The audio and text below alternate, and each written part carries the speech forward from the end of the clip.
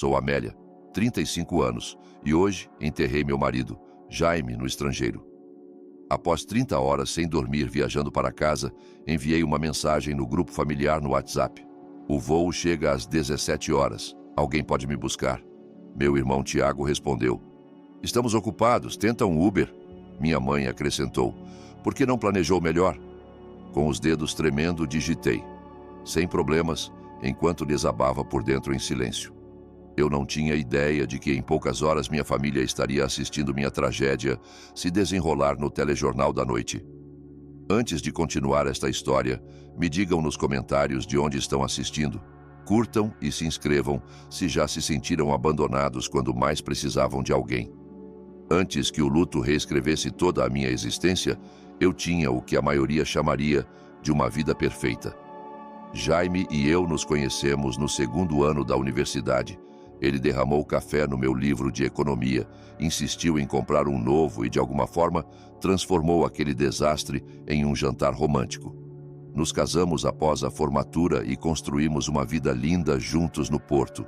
Eu trabalhava como diretora de marketing, enquanto Jaime prosperava como engenheiro de software. Tínhamos uma casa acolhedora de 2 andares com um jardim onde eu me dedicava de corpo e alma a cada primavera. Jaime sempre brincava que meus tomates poderiam ganhar prêmios na Feira Nacional se eu os inscrevesse. 10 anos de casamento passaram como um sonho lindo.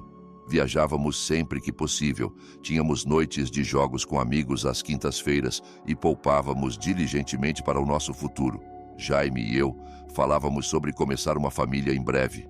Até convertemos o quarto de hóspedes em um escritório em casa que poderia facilmente se tornar um quarto de bebê quando chegasse a hora. Tudo mudou no outono passado, quando Jaime recebeu uma oferta de contrato de 6 meses em uma empresa de tecnologia internacional em Singapura. Era a oportunidade da vida dele, que avançaria tremendamente sua carreira e nos permitiria experimentar viver no exterior juntos. Eu organizei para trabalhar remotamente por 3 meses, planejando dividir nosso tempo entre continentes. Estávamos tão animados com a aventura que nos esperava. Na noite antes da partida dele, tivemos um jantar especial em casa. Ainda me lembro de cada detalhe. A música suave tocando ao fundo, as velas tremulando na mesa de jantar e o jeito como Jaime me olhava quando prometeu que essa oportunidade tornaria nosso futuro ainda mais brilhante. 6 meses vão voar, ele me garantiu, entrelaçando os dedos nos meus. E então começaremos o próximo capítulo. Fazíamos videochamadas todos os dias nos primeiros 2 meses. Eu voei para visitá-lo por 3 semanas durante as festas de fim de ano e foi como uma segunda lua de mel. Singapura era linda, vibrante e excitante. Jaime me mostrou a cidade, apresentou seus colegas de trabalho e exploramos ilhas vizinhas nos fins de semana. Tudo parecia perfeito. Até começamos a discutir seriamente tentar ter um bebê quando o contrato dele acabasse. Então veio a ligação que destruiu o meu mundo. Eu estava de volta no Porto quando Jaime se queixou de uma dor de cabeça forte durante nossa videochamada matinal. Provavelmente só estresse, ele disse, massageando as têmporas. Prazo de projeto grande se aproximando. 8 horas depois, um colega dele ligou do telefone de Jaime. Meu marido havia desmaiado durante uma reunião e sido levado às pressas para o hospital. Reservei o primeiro voo disponível. Mas quando cheguei, 26 horas depois, Jaime já estava em coma. Aneurisma cerebral, explicaram os médicos. Eles fizeram uma cirurgia de emergência, mas o dano era catastrófico. Por 5 dias fiquei ao lado da cama dele no hospital, segurando sua mão, falando com ele, rezando por um milagre que nunca veio. Jaime nunca recuperou a consciência. Ele tinha apenas 37 anos. O pesadelo de lidar sozinha com um sistema hospitalar estrangeiro era avassalador. Cada formulário era confuso. Cada conversa era entrecortada por apps de tradução ou intérpretes apressados do hospital. Liguei para minha família em casa todos os dias, desesperada por apoio emocional, mas as conversas eram breves. Estamos rezando por você, eles diziam, antes de explicar por que precisavam desligar correndo. Minha mãe perguntou se eu havia pensado em comprar um seguro de viagem. Meu irmão Tiago sugeriu que eu contratasse um serviço local para lidar com as coisas para que eu pudesse voltar para casa mais cedo, mas eu não podia deixar Jaime. Não assim. Não em um país onde ele não conhecia ninguém além dos colegas de trabalho. Fiquei e cuidei de tudo sozinha. A papelada para o atestado de óbito levou 3 dias inteiros e inúmeras visitas a escritórios.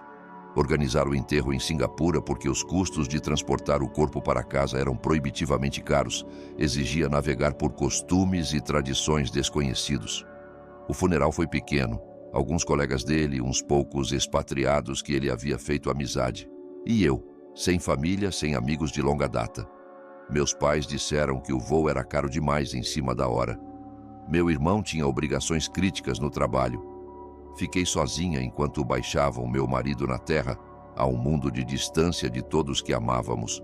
A pressão financeira era esmagadora. Nosso seguro cobriu algumas despesas, mas as apólices internacionais tinham limitações que eu nunca havia examinado antes da tragédia.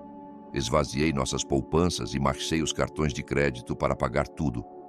Durante todo esse tempo, mantive minha família atualizada, esperando que alguém oferecesse mais do que condolências breves ou sugestões práticas. Olhando para trás, eu não deveria ter me surpreendido com a resposta deles à minha mensagem do aeroporto. Minha família sempre funcionou assim. Quando me formei no ensino secundário como oradora da turma, meus pais compareceram, mas saíram imediatamente após meu discurso para levar Tiago ao jogo de futebol. Na minha formatura na universidade, eles chegaram atrasados e saíram cedo. Até no meu casamento, minha mãe passou mais tempo se preocupando com Tiago, trazendo a namorada errada do que celebrando meu casamento. Eu havia passado minha vida inteira acomodando as prioridades deles, fazendo desculpas pelo comportamento e me convencendo de que a família tinha maneiras diferentes de mostrar amor. Agora, de pé no túmulo do meu marido, do outro lado do mundo, finalmente entendi que algumas pessoas simplesmente não têm capacidade de colocar os outros em primeiro lugar, mesmo em momentos de necessidade desesperada. Após o funeral, começou um novo pesadelo. A burocracia singapurense exigia múltiplas cópias certificadas do atestado de óbito, cada uma precisando ser autenticada em diferentes escritórios governamentais espalhados pela cidade. Passei 3 dias indo de um prédio para outro no calor tropical, esperando em filas intermináveis e tentando explicar minha situação com palavras sufocadas pelo luto. Cada noite, eu desabava no apartamento alugado, cercada pelas roupas de Jaime que ainda cheiravam a ele. Na minha última manhã em Singapura, visitei o túmulo de Jaime uma última vez. O cemitério estava pacífico ao amanhecer, com pássaros cantando nas árvores exuberantes acima. Coloquei flores frescas ao lado da lápide simples dele e me sentei na grama orvalhada, contando-lhe tudo o que eu estava levando para casa. Seus livros favoritos, o relógio que eu havia dado a ele no nosso 5º aniversário, a coleção de conchas que havíamos juntado durante nossas viagens de fim de semana às praias próximas. Vou manter você vivo no meu coração, sussurrei, pressionando a palma da mão contra o mármore frio. Todos os dias pelo resto da minha vida. Minha jornada para casa se estendeu por mais de 30 horas. Primeiro, um atraso de 6 horas em Singapura devido a problemas mecânicos. Depois, uma conexão perdida em Tóquio, exigindo uma pernoite em um hotel do aeroporto. A última etapa incluiu turbulência tão severa que as comissárias de bordo permaneceram sentadas por 2 horas. Quando começamos a descida para o porto, eu havia viajado por mais de um dia seguido, mal havia comido e estava funcionando puramente no luto e na determinação. Durante aquelas horas intermináveis de viagem, minha mente voltava constantemente para memórias da infância, vendo padrões que eu havia desculpado anteriormente. Quando eu tinha 8 anos, quebrei o braço caindo da casa na árvore no quintal. Meus pais me levaram à emergência, mas me deixaram com uma vizinha para esperar enquanto levavam Tiago ao jogo de futebol do campeonato. Ele não pode perder isso, explicou minha mãe. O time inteiro conta com ele. Quando ganhei uma bolsa para a universidade dos meus sonhos, a primeira pergunta do meu pai foi se isso custaria algo a eles. Tiago tinha campos desportivos caros naquele verão, ele me lembrou. A universidade era minha escolha, Então eu deveria lidar com as finanças. Trabalhei em 2 empregos entre as aulas, enquanto Tiago frequentava uma universidade fora do distrito, totalmente financiada pelos nossos pais. No meu casamento, minha mãe criticou meu vestido como imprático e meu pai reclamou do custo do local modesto. Tiago apareceu 1 hora atrasado na cerimônia. Jaime havia notado o comportamento deles, mas gentilmente me encorajava a focar na nossa felicidade em vez disso. Não podemos mudá-los, ele dizia, mas podemos escolher quanto poder eles têm sobre nossa alegria. Durante os preparativos do funeral em Singapura, eu ligava para casa quase diariamente. A maioria das chamadas ia para a caixa postal. Quando alguém atendia, as conversas eram breves e focadas em quando eu voltaria, em vez de como eu estava lidando. Minha mãe sugeriu que eu estava me demorando no luto ao ficar para o funeral, em vez de simplesmente cremá-lo imediatamente. Tiago perguntou se Jaime tinha seguro de vida antes de expressar preocupação com uma apresentação no trabalho que o estava preocupando. Apesar dessa história, alguma parte irracional de mim acreditava que essa tragédia, o pior momento da minha vida, finalmente elicitaria a compaixão que eu sempre desejei da minha família. Certamente eles reconheceriam a magnitude da minha perda e responderiam com o apoio que eu desesperadamente precisava. 3 dias antes do meu voo final para casa, enviei no grupo familiar os detalhes do meu itinerário. As respostas foram mínimas, emojis de polegar para cima dos meus pais e de Tiago, que perguntou se eu estava trazendo souvenirs. Eu esclareci o horário de chegada mais 2 vezes antes de embarcar no voo final, esperando que alguém se oferecesse para me encontrar no aeroporto. Ninguém o fez, mas fiz uma última tentativa quando aterrissamos em solo português. A resposta de Tiago, "Estamos ocupados, tenta Uber", foi como um soco físico. A de minha mãe, por que não planejou melhor, me fez questionar se eu algum dia havia importado para eles de verdade.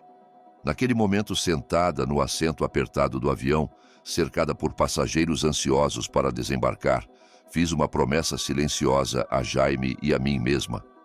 Essa seria a última vez que eu esperaria a água de um poço vazio. O aeroporto internacional do Porto fervilhava com a atividade da tarde enquanto eu passava pela alfândega. A iluminação fluorescente machucava meus olhos após tantas noites sem dormir, e cada anúncio no sistema de som me fazia estremecer. Naveguei pelo terminal lotado no piloto automático, meu corpo presente enquanto minha mente permanecia a milhares de quilômetros com Jaime. Fiquei na esteira de bagagens, assistindo malas girarem endlessmente. As minhas eram fáceis de identificar. Uma mala grande preta com minhas roupas e 2 outras embaladas com as posses de Jaime. As coisas que eu não suportava deixar para trás. Seu suéter favorito, o diário de couro que eu havia dado a ele no último Natal, álbuns de fotos, a caneca de café que ele usava toda manhã. Fragmentos da nossa vida juntos que agora representavam tudo o que me restava dele. Meu telemóvel vibrou com outra mensagem no grupo familiar. Abri, esperando que alguém tivesse reconsiderado. Tiago, sério, mana? Não podemos reorganizar nossas agendas de última hora. É por isso que planejamento existe. Mãe, seu pai e eu temos jantar com os Henriques hoje à noite. Confirmamos há semanas. Pai, a previsão diz chuva mais tarde. Dirija com cuidado quando chegar em casa. Olhei para a tela, um sentimento vazio familiar se espalhando pelo meu peito. Nem mesmo uma pergunta sobre como eu estava ou se havia chegado em segurança. Nenhuma reconhecimento do que eu havia passado. Digitei um simples, sem problemas, entendo, embora não entendesse de jeito nenhum. Como planos de jantar ou obrigações sociais poderiam superar a necessidade de apoiar sua filha que acabara de enterrar o marido sozinha? O peso das malas me fez cambalear enquanto as carregava no carrinho. As posses de Jaime de repente pareciam impossivelmente pesadas, tanto física quanto emocionalmente. Enquanto lutava em direção à saída, uma das rodas do carrinho travou, fazendo a mala de cima cair no chão. Ela se abriu, espalhando as roupas de Jaime pelo piso polido do aeroporto. Caí de joelhos, recolhendo freneticamente seus pertences, enquanto lágrimas embaçavam minha visão. Um suéter azul. seus tênis de corrida favoritos, a gravata que ele usava em jantares chiques. Cada item que tocava liberava ondas frescas de luto. "Deixe-me ajudar, senhora." Uma funcionária do aeroporto se ajoelhou ao meu lado, recolhendo gentilmente os itens espalhados. Sua placa de identificação dizia Glória. Ela tinha olhos bondosos que se enrugavam nos cantos. "Você está bem?" A pergunta simples quebrou algo dentro de mim. Quando foi a última vez que alguém havia perguntado se eu estava bem? Não quanto tempo levaria para superar, ou que passos práticos eu precisava tomar, mas simplesmente se eu estava bem. "Meu marido morreu", sussurrei. "Acabei de enterrá-lo em Singapura." A expressão de Glória suavizou com compaixão genuína. Ela me ajudou a reembalar a mala em silêncio. Depois me escoltou pessoalmente até a área de recolha de rideshare. "Alguém está vindo buscá-la?" Ela perguntou. Neguei com a cabeça. "Não, minha família está ocupada." Sua careta disse volumes, mas ela não comentou. Em vez disso, esperou comigo até o rideshare chegar. Ajudou a carregar minha bagagem e apertou minha mão antes de eu entrar. "Cuide-se." Foi mais conforto do que minha própria família havia oferecido. O rideshare custou 78 euros devido ao preço de hora de pico. O motorista, um homem mais velho chamado Paulo, fez conversa educada enquanto navegávamos pelo trânsito pesado. Quando perguntou sobre minha viagem, dei respostas vagas, com medo de me despedaçar completamente se falasse a verdade em voz alta. Ele pareceu sentir meu sofrimento e ligou uma música suave. Em vez disso, ocasionalmente apontando mudanças na cidade que haviam ocorrido nos últimos meses. Após quase uma hora, paramos na minha entrada de garagem. A casa parecia exatamente como eu a havia deixado, mas completamente diferente. Jaime nunca mais abriria aquela porta da frente. Nunca mais estacionaria naquela garagem. Nunca mais reclamaria da árvore de plátano soltando sementes que entupiam as calhas. Paulo ajudou a carregar minha bagagem até a varanda. Enquanto colocava a última mala no chão, hesitou. "Tem certeza de que está bem, senhora?" "Você parece... bem, como se pudesse precisar de alguém." Assegurei que estava bem, dei uma gorjeta generosa e assisti às luzes traseiras dele desaparecerem pela rua antes de mexer nas chaves da casa. A porta se abriu revelando um interior frio e escuro. Eu havia pedido à minha mãe para ajustar o termostato no dia anterior à minha chegada. Ela aparentemente havia esquecido. Dentro, o ar estava parado. Correio transbordava da cesta perto da porta, outra tarefa que minha família havia prometido cuidar, mas claramente ignorado. A geladeira continha apenas condimentos vencidos e um recipiente mofado de algo irreconhecível. Meu irmão havia me garantido que estocaria necessidades básicas antes do meu retorno. Exausta demais para lidar com qualquer coisa, arrastei-me escada acima para o nosso quarto. Não suportava dormir na nossa cama. Então, me encolhi na poltrona perto da janela, ainda vestindo o casaco, porque a casa estava tão fria. Cercada por fotografias de tempos mais felizes, finalmente me permiti desabar completamente. Acordei horas depois, desorientada e tremendo. A casa estava silenciosa de um jeito que nunca havia sido quando Jaime estava vivo. Sem passos no corredor, sem cafeteira gorgolejando lá embaixo, sem cantar desafinado no chuveiro. Apenas vazio e o ocasional rangido da madeira se acomodando. A porta do armário de Jaime estava parcialmente aberta, revelando as roupas que ele havia deixado para trás. Minha família havia prometido organizar seus pertences para facilitar meu retorno. Dentro, encontrei tudo intocado. Seus sapatos alinhados exatamente como ele os havia deixado. Sua camisa de flanela favorita ainda pendurada no gancho onde ele a colocara na manhã em que partiu para Singapura. Cada item exatamente onde estava 6 meses atrás, preservado como um museu da vida que um dia tivemos.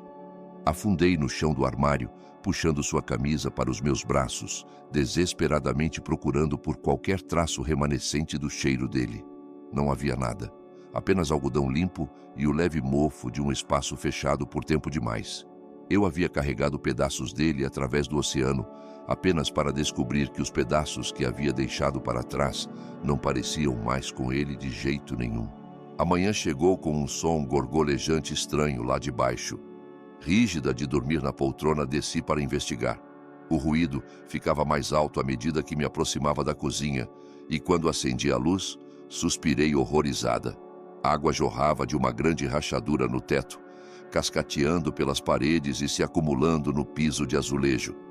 A temperatura na casa havia caído ainda mais durante a noite e eu podia ver minha respiração formando nuvens à minha frente.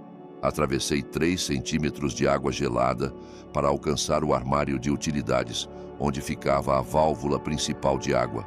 A roda de metal estava tão fria que queimava meus dedos enquanto lutava para girá-la. Após várias tentativas, o fluxo de água finalmente parou, mas o dano já era extenso. A água havia se infiltrado sob os pisos de madeira na sala de jantar, fazendo-os empenar e deformar. O gesso na cozinha estava cedendo perigosamente, e água pingava das luminárias, criando uma situação elétrica perigosa. O cano deve ter congelado e estourado durante a recente onda de frio. Se alguém tivesse mantido o aquecimento adequado na casa, como prometido, isso nunca teria acontecido. Fiquei na minha cozinha encharcada, olhando para a destruição, me sentindo estranhamente distante. Após tudo o mais, isso quase parecia cômico. Claro que meu regresso incluiria uma casa inundada. Lá fora, a temperatura caía rapidamente enquanto outra tempestade de inverno se aproximava. As notícias locais haviam alertado sobre isso por dias, de acordo com as notificações no meu telemóvel. Minha família deve ter sabido da previsão quando sugeriram que eu dirigisse com cuidado. No entanto, ninguém pensou em garantir que a casa estivesse devidamente preparada para o inverno ou aquecida.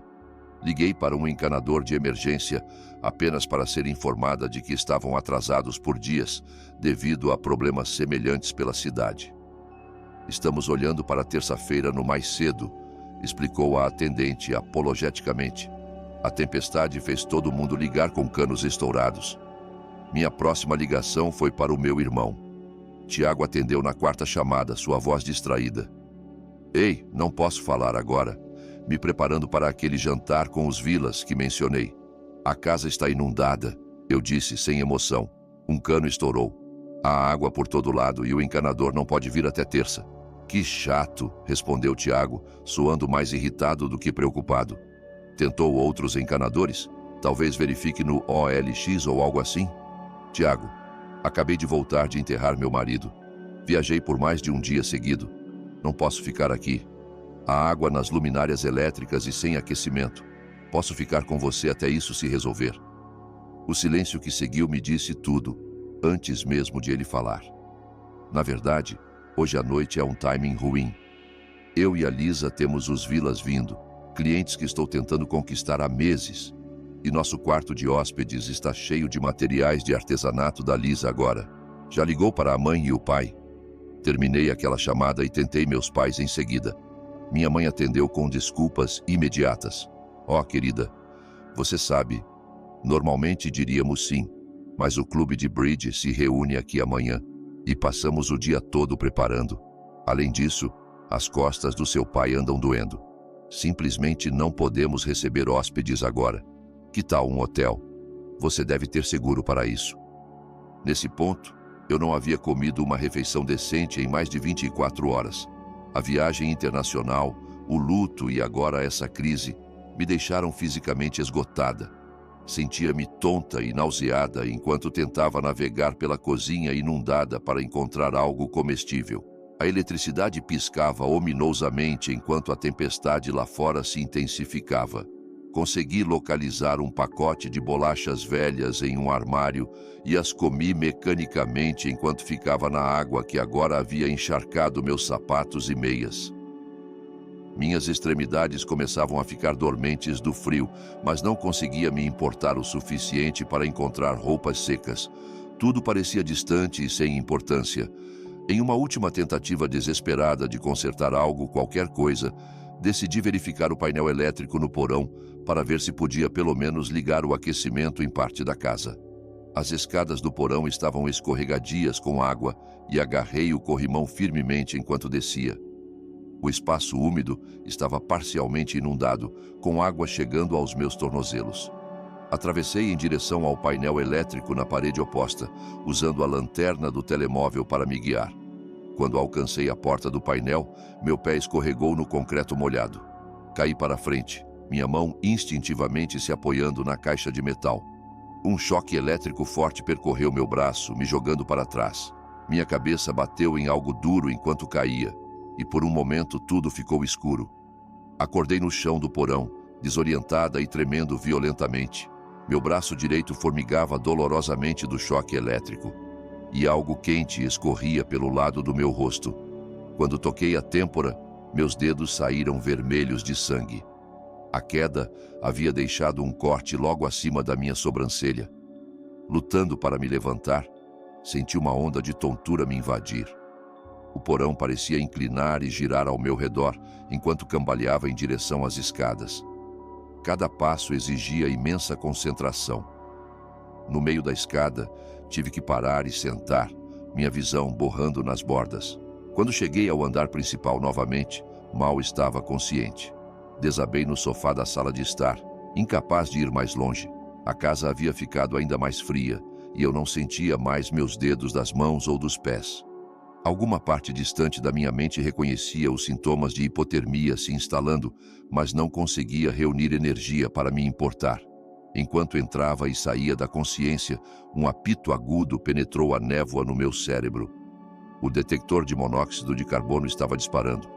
Algo estava errado com o sistema de aquecimento, talvez danificado pela água ou mal funcionando devido à tempestade. O gás tóxico estava enchendo a casa enquanto eu jazia incapacitada, incapaz de alcançar ajuda. Meu telemóvel estava na mesa de centro, a apenas centímetros da minha mão, mas poderia estar a quilômetros de distância. Meus membros se recusavam a cooperar, e a escuridão se aproximava nas bordas da minha visão. No que acreditei ser meus últimos momentos conscientes, uma calma estranha se instalou sobre mim. Se era assim que acabava, pelo menos eu estaria com Jaime novamente. Pelo menos a dor pararia. A última coisa que lembro antes de perder a consciência completamente foi o som de alguém batendo na porta da frente e uma voz chamando. Depois nada além de escuridão. Mais tarde soube que Diana Foster, minha vizinha do outro lado da rua, havia notado água fluindo de debaixo da minha porta da frente e descendo os degraus da varanda. Preocupada, ela tentou ligar primeiro. Depois veio investigar. Quando ninguém respondeu às batidas, mas ela ouviu o alarme de monóxido de carbono tocando dentro, chamou imediatamente os serviços de emergência. Os bombeiros arrombaram a porta e me encontraram inconsciente no sofá. A casa perigosamente fria e parcialmente inundada, com níveis de monóxido de carbono bem acima do limite de segurança. De acordo com os paramédicos que me transportaram para o Hospital Geral do Porto, eu sofria de hipotermia moderada, envenenamento por monóxido de carbono, uma concussão e os efeitos de um choque elétrico. Mais algumas horas e estaríamos olhando para um resultado muito diferente. Um deles aparentemente disse ao médico da emergência. No hospital, a equipe médica trabalhou rapidamente para elevar minha temperatura corporal e administrar oxigênio para combater o monóxido de carbono no meu sistema. Limparam e suturaram o corte na minha têmpora, monitoraram meu coração por qualquer arritmia causada pelo choque elétrico e realizaram testes neurológicos para avaliar a gravidade da concussão. Quando encontraram meu passaporte com os carimbos recentes de Singapura e notaram minha aliança de casamento, uma enfermeira compassiva chamada Sarah perguntou gentilmente sobre minhas circunstâncias. No meu estado semiconsciente, aparentemente contei tudo a ela. A morte de Jaime, o funeral no exterior, a resposta da minha família ao meu pedido de carona e o retorno a uma casa fria e negligenciada. Sarah documentou tudo no meu prontuário médico, preocupada com a falta de sistema de apoio na alta. O que nenhuma de nós sabia era que um repórter local chamado Miguel Chen estava no hospital cobrindo lesões relacionadas à tempestade para o telejornal da noite. Ele ouviu um paramédico discutindo meu caso na sala de descanso. A confluência bizarra de tragédia que levou uma mulher recém-viúva a ser encontrada quase morta na própria casa. O ângulo de interesse humano era irresistível. Miguel entrevistou Diana, que compartilhou que me havia visto chegar em casa de Reedshare na tarde anterior. Ela parecia exausta, completamente drenada, disse Diana à câmera. Eu pretendia ir dar as boas-vindas, mas com a tempestade vindo, fiquei ocupada preparando minha própria casa. Me sinto terrível agora sabendo o que ela estava passando sozinha. Ele também falou com os paramédicos que responderam à chamada. Um deles, visivelmente comovido pela situação, compartilhou a troca de mensagens que havia visto no meu telemóvel, que ainda estava aberto no grupo familiar quando me encontraram. Aqui está alguém que acabou de perder o marido pedindo à família uma simples carona do aeroporto, e eles basicamente disseram para pegar um Uber. Depois ela chega em casa em uma casa que ninguém verificou. É de partir o coração. À noite a história chegou ao telejornal local. Mulher local retorna do funeral do marido no exterior para uma quase tragédia. O relatório detalhava como eu havia enterrado meu marido em Singapura, viajado mais de 30 horas para voltar para casa, sido negada apoio básico pelos membros da família e depois quase morrido devido a uma emergência doméstica evitável. As redes sociais amplificaram a história rapidamente. Capturas de tela da troca de mensagens compartilhadas por alguém no hospital se espalharam por grupos comunitários locais e eventualmente alcançaram plataformas maiores. O contraste entre meu pedido simples e as respostas desdenhosas da minha família tocou uma corda com os espectadores.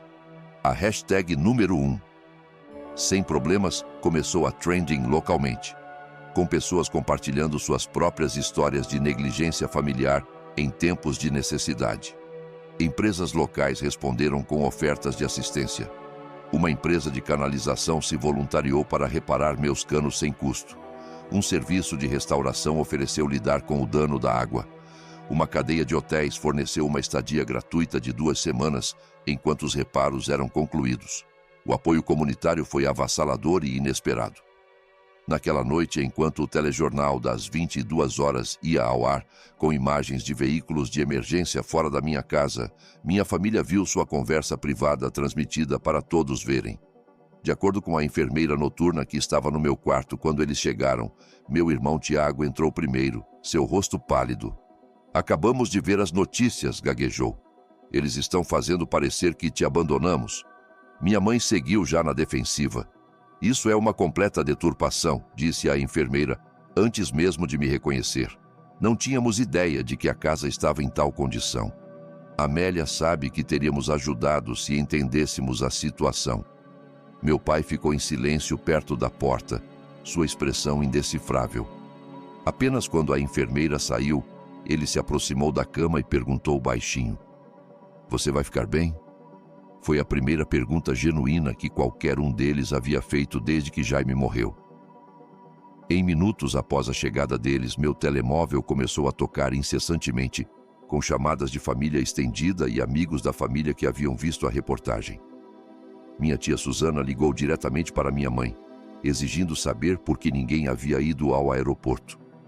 O chefe do meu pai mandou uma mensagem expressando preocupação e oferecendo assistência. A imagem cuidadosamente mantida da família de apoio amoroso estava desmoronando sob escrutínio público. Enquanto eu entrava e saía do sono, podia ouvi-los no corredor fora do quarto, discutindo em vozes baixas sobre como consertar a situação. Tiago insistia que precisavam se adiantar à história antes que danificasse sua reputação profissional. Minha mãe se preocupava com o que seu clube de bridge pensaria. Meu pai sugeriu simplesmente me levar para a casa deles após a alta, para mostrar a todos que se importavam. Nenhuma vez nas discussões deles ouvi remorso genuíno ou preocupação pelo meu bem-estar. Era tudo sobre aparências, controle de danos e seu próprio desconforto. Mesmo nesse momento de crise, eles não conseguiam ver além de si mesmos. Quando a assistente social do hospital chegou para discutir meu plano de alta, ela trouxe notícias de que o apoio comunitário continuava a crescer. Um grupo local de apoio ao luto havia se oferecido para serviços de aconselhamento. Um serviço de entrega de refeições havia doado 2 semanas de alimentos preparados. Vários vizinhos se voluntariaram para ajudar com tarefas domésticas durante minha recuperação.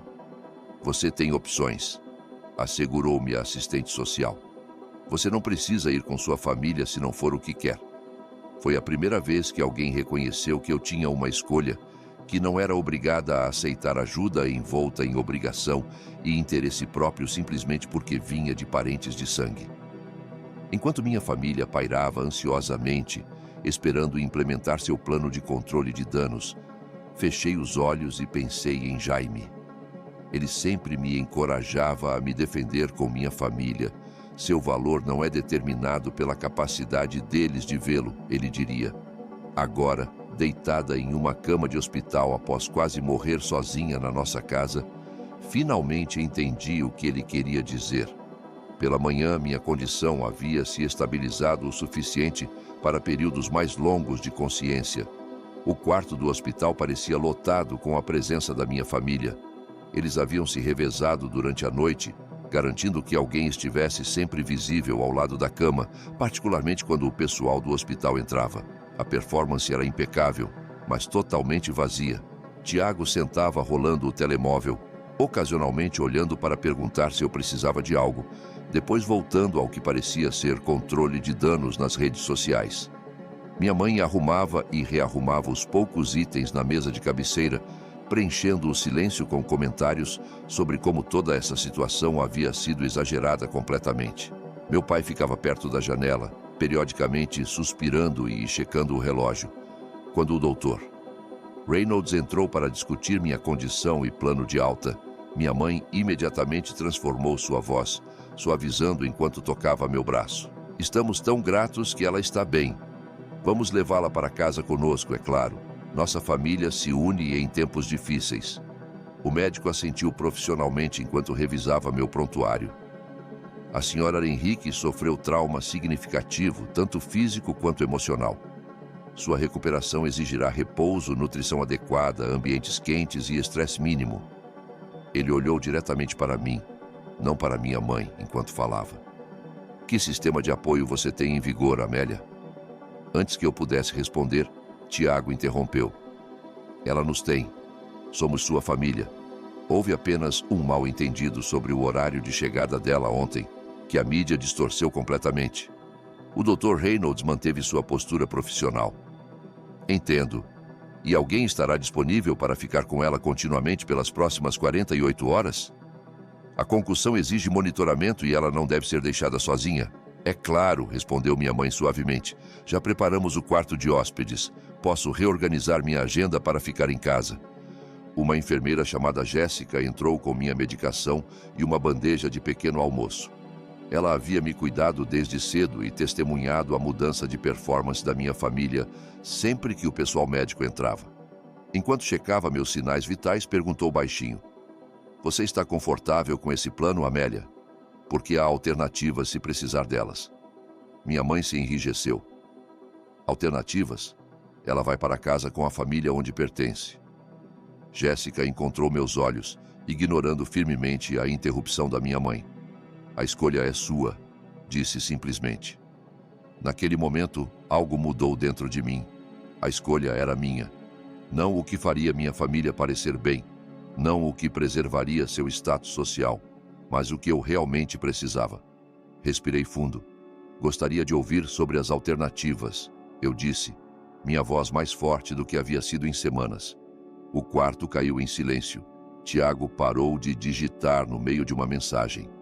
A boca da minha mãe se abriu e fechou sem som. Meu pai se virou da janela com uma careta. Amélia, minha mãe finalmente conseguiu. Você não pode estar falando sério, após tudo o que fizemos. O que exatamente vocês fizeram? A pergunta escapou antes que eu pudesse reconsiderar, mas uma vez falada, não quis voltar atrás. Nem quis. Quando Jaime estava morrendo, vocês estavam ocupados demais para vir. Quando o enterrei sozinha, disseram que voos eram caros demais. Quando precisei de uma carona do aeroporto após 30 horas de viagem, sugeriram Uber. Quando liguei sobre o cano estourado, priorizaram o clube de bridge e jantares de negócios. Minha voz permaneceu calma, factual, em vez de acusatória. Então, por favor, me digam o que fizeram que os entitla a controlar minha recuperação agora que as pessoas estão assistindo. Tiago se levantou abruptamente. Isso é completamente injusto. Não sabíamos quão sério. Vocês não perguntaram, interrompi. Nenhuma vez qualquer um de vocês perguntou como eu estava realmente. Nenhuma vez ofereceram ajuda genuína sem desculpas anexadas. Vocês não precisavam me ver nas notícias para saber que eu estava de luto e sozinha. Escolheram não ver. O rosto da minha mãe corou de indignação. Sempre te apoiamos, Amélia. Talvez não exatamente do jeito que você queria, mas famílias não podem largar tudo por toda a crise. Suas expectativas são simplesmente irrealistas. Precisar de uma carona do aeroporto após enterrar meu marido é uma expectativa irrealista? Perguntei baixinho. Esperar que alguém verificasse se o aquecimento estava funcionando na minha casa durante o inverno era pedir demais? Somos pessoas ocupadas, insistiu Tiago. Não podemos ser esperados a lembrar de todo pequeno detalhe. Todo pequeno detalhe, repeti, deixando as palavras pairarem no ar. Como se sua irmã, recém-viúva, poderia congelar até a morte na própria casa. Meu pai finalmente falou, sua voz subjugada. Amélia, entendemos que você está chateada. O luto pode fazer as pessoas dizerem coisas que não querem dizer, quando estiver pensando mais claramente. Estou pensando mais claramente do que em anos, interrompi. Pela primeira vez, vejo a dinâmica da nossa família sem fazer desculpas por ela. Vejo que passei minha vida inteira aceitando migalhas de atenção e me convencendo de que era um banquete. Jéssica havia permanecido no quarto arrumando silenciosamente minha medicação. Sua presença de alguma forma me dava força para continuar. Não os odeio, eu disse, olhando para cada um deles por vez. Nem mesmo os culpo por serem quem são. Mas não vou mais fingir que vocês podem me dar o que preciso agora. Ou que dariam, mesmo se pudessem. Então, o que você está dizendo? Exigiu minha mãe. Prefere ficar com estranhos do que sua própria família? Estou dizendo que escolho priorizar minha cura sobre manter a imagem da nossa família. Escolho me cercar de apoio genuíno em vez de obrigação disfarçada de cuidado. A assistente social, Sra. Patel, entrou com uma pasta de informações. Minha família ficou em silêncio, ciente de como uma discussão continuada poderia parecer. A Sra. Patel explicou os recursos comunitários que haviam sido arranjados. Uma estadia de 2 semanas no Hotel Vista Rio, enquanto minha casa era reparada, serviços de entrega de refeições, transporte para consultas médicas e conexão com um grupo de apoio ao luto que se reunia 2 vezes por semana. Vários vizinhos também se voluntariaram para checar regularmente, acrescentou ela.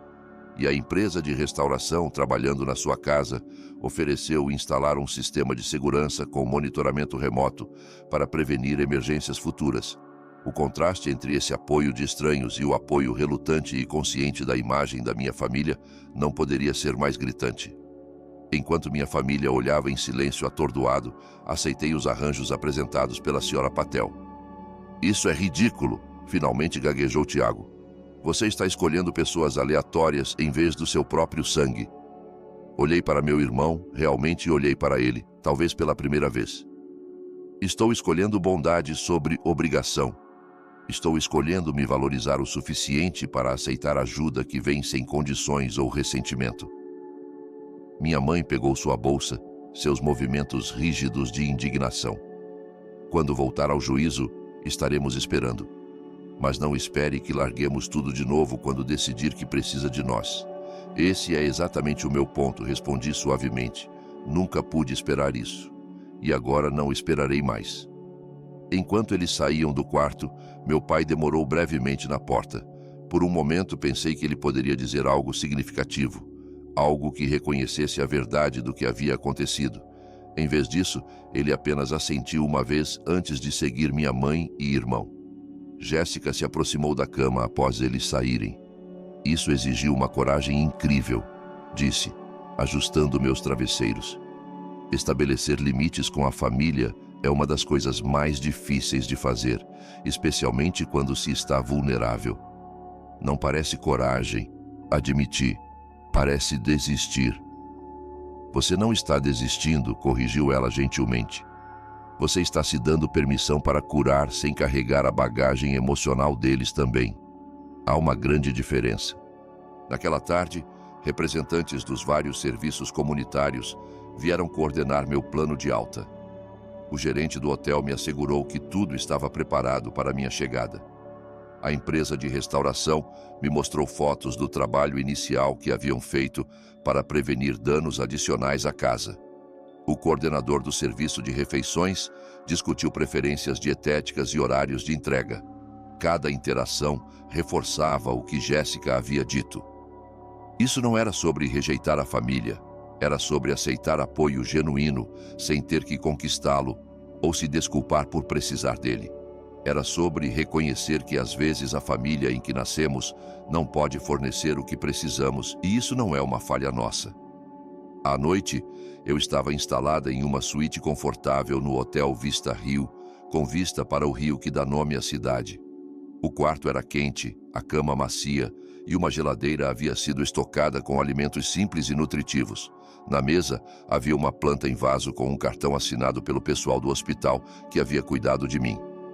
Pela primeira vez desde que Jaime morreu, senti algo além de luto e abandono. Não era felicidade. Isso parecia impossivelmente distante ainda, mas talvez fosse o primeiro broto frágil de paz. Eu havia me mantido na minha verdade, honrado minhas necessidades e descoberto que havia bondade no mundo, além dos confins estreitos da obrigação familiar. Enquanto assistia ao sol se pôr sobre o rio, sussurrei para Jaime como se ele pudesse me ouvir. Acho que você ficaria orgulhoso de mim hoje. Finalmente fiz o que você sempre disse que eu deveria. Podia quase ouvir sua resposta. Sempre fiquei orgulhoso de você. Era você mesma que precisava tornar orgulhosa. 3 meses passaram em um borrão de cura lenta e constante. Minha recuperação física progrediu mais rápido do que o esperado. Os sintomas da concussão diminuíram após várias semanas de repouso. A queimadura elétrica na minha mão deixou apenas uma marca fraca, que o médico me assegurou que eventualmente desapareceria completamente. O corte na têmpora cicatrizou em uma linha fina prateada, parcialmente escondida pela linha do cabelo. A cura emocional provou ser mais desafiadora, mas igualmente possível. Com a ajuda do grupo de apoio ao luto que se reunia em um centro comunitário acolhedor todas as terças e quintas, comecei a processar não apenas a perda de Jaime, mas também os sentimentos complicados em torno das minhas relações familiares. A facilitadora do grupo, Eleonora, tinha uma maneira gentil de fazer perguntas que me ajudavam a ver padrões sem julgamento. O luto tem uma forma de esclarecer o que realmente importa, Eleonora frequentemente dizia. Ele tira o fingimento e nos força a confrontar a verdade, tanto bela quanto dolorosa. A transformação da minha casa espelhava a interna. A empresa de restauração não apenas reparou o dano da água, mas fez melhorias que eu nunca havia considerado. Instalaram um termostato inteligente que eu podia monitorar remotamente, substituíram o aquecedor de água antigo por um modelo eficiente em energia e reforçaram o sistema de canalização contra congelamentos futuros. O que começou como destruição se tornou uma oportunidade de renovação.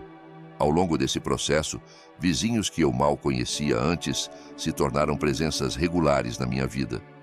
Diana, do outro lado da rua, trazia sopa caseira todo domingo. Roberto e Tomás, de 2 portas adiante, ajudaram a reinstalar meus canteiros de jardim quando o trabalho no quintal foi concluído.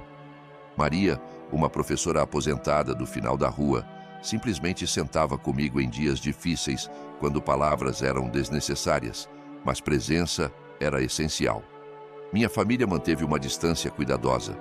Mensagens ocasionais chegavam, superficialmente agradáveis, mas sem qualquer reconhecimento da nossa confrontação no hospital. Minha mãe enviou um cartão genérico pensando em você assinado por todos os 3. Tiago ligou uma vez, ostensivamente para checar como eu estava, mas realmente para mencionar que seus clientes haviam visto a história nas notícias e ele queria esclarecer qualquer mal-entendido.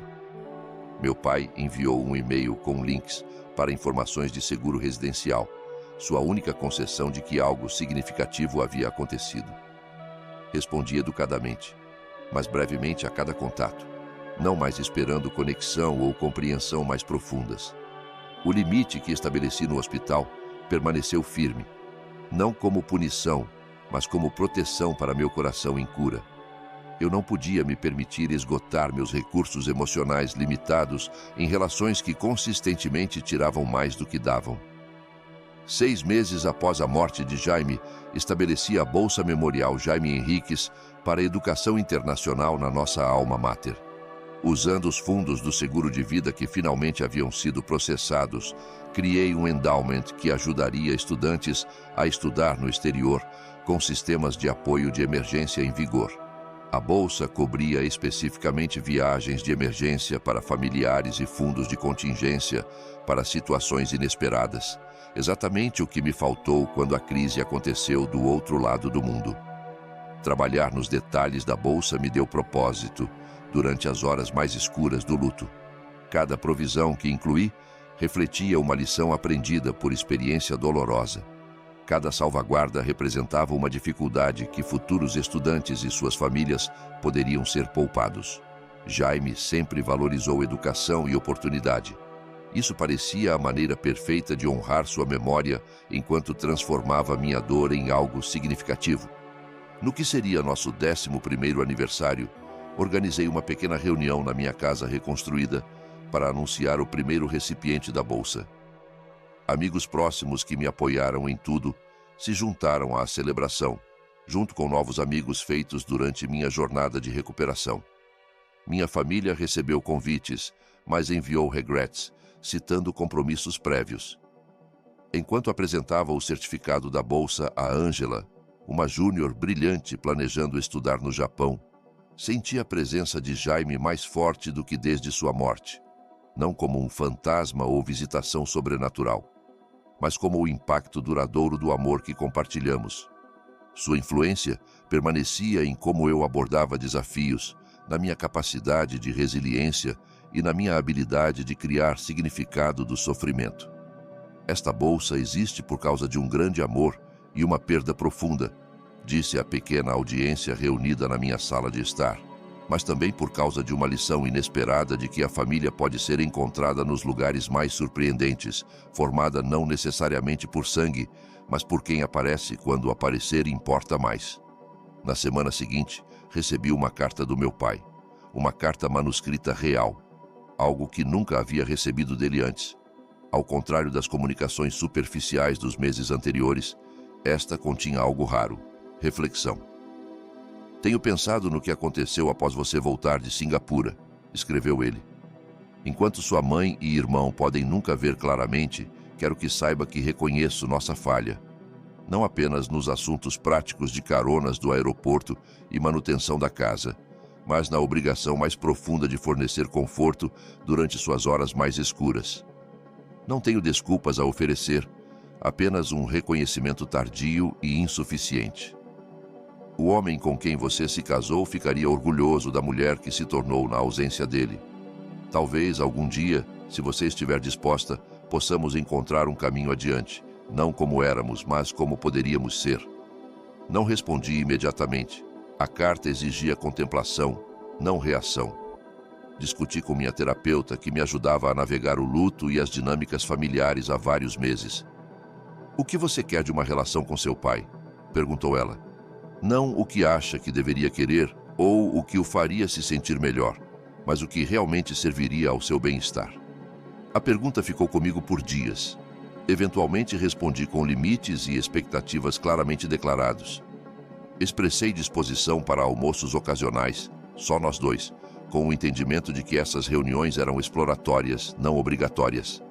Eu não retornaria a reuniões familiares ou celebrações de feriados no futuro imediato. Qualquer relação adiante seria baseada em respeito mútuo e conexão genuína, não performance ou obrigação. Para minha surpresa, ele concordou com esses termos sem argumento. Nosso primeiro almoço foi awkward, mais civil. O segundo, ligeiramente menos. Pelo terceiro, havíamos encontrado um ritmo cuidadoso de conversa que reconhecia nossa história sem ser definido por ela. Não era o laço pai-filha próximo que alguns poderiam invejar, mas era autêntico de uma forma que nossa relação anterior nunca havia sido. Meu irmão e mãe mantiveram sua distância, ocasionalmente enviando cartões de feriado ou presentes impessoais, mas nunca abordando as questões fundamentais que levaram ao nosso afastamento. Aceitei isso como escolha deles e foquei minha energia em relações que nutriam em vez de esgotar. Um ano após a morte de Jaime, fiquei sozinha no aeroporto, esperando um voo que me levaria de volta a Singapura para visitar seu túmulo no aniversário. Enquanto assistia famílias se reunirem ao meu redor, os abraços, o bate-papo animado, a alegria genuína da reconexão, senti uma mistura complexa de emoções. Ainda havia tristeza pelo que minha própria família não podia fornecer, mas não mais o anseio desesperado de antes. Aprendi que a família podia ser criada e escolhida, que apoio podia vir de fontes inesperadas, que limites não eram paredes, mas filtros saudáveis que permitiam o bom entrar enquanto mantinham o mal fora. Mais importante, aprendi que meu valor não era determinado pela capacidade dos outros de reconhecê-lo. Enquanto embarcava no avião, pensei em como essa jornada se sentia diferente da minha viagem de retorno um ano atrás. Então eu estava quebrada pelo luto e abandono, desesperada por conexão e apoio que nunca veio. Agora, carregava dentro de mim uma comunidade de cuidado que existia independentemente da proximidade física. Pessoas que apareceram quando importava mais, pessoas que continuavam a aparecer dia após dia, de maneiras tanto grandes quanto pequenas. A maior lição daquela terrível chegada em casa não era sobre as falhas da minha família ou as consequências dolorosas que se seguiram. Era sobre a capacidade notável dos seres humanos de avançarem e segurarem espaço para a dor uns dos outros. Sobre o poder curativo de ser verdadeiramente visto em seus momentos mais escuros. Sobre a família que criamos quando aqui nascemos não pode atender nossas necessidades. Se você já se sentiu abandonado quando mais precisava de apoio, por favor, saiba que não está sozinho. Seu valor não é determinado pela capacidade dos outros de reconhecê-lo. Às vezes, as pessoas que esperamos que estejam lá simplesmente não podem fornecer o que precisamos devido às suas próprias limitações, não à nossa falta de valor. O desafio é permanecer aberto a fontes inesperadas de cuidado e conexão, mesmo quando experiências anteriores tornam essa abertura perigosa. Quais fontes inesperadas de apoio você descobriu durante tempos difíceis? Já foi surpreendido pela bondade de estranhos quando aqueles mais próximos não podiam fornecer o que precisava? Compartilhe suas experiências nos comentários abaixo. E se esta história ressoou com você, por favor, curta, inscreva-se e compartilhe para ajudar outros que possam estar se sentindo sozinhos em suas lutas. Lembre-se de que sua história importa, seus limites são válidos e a cura é sempre possível, às vezes de maneiras que nunca poderíamos imaginar. Obrigada por fazer parte dessa jornada comigo.